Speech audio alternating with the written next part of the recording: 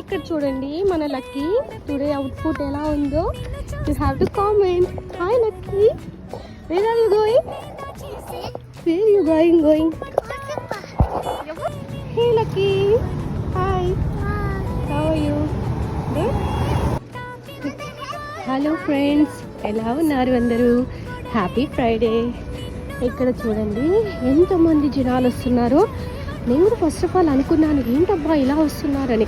Then I realised today is Friday means really అండి Arabs వీళ్ళైతే చాలా మంచిగా చేస్తారు.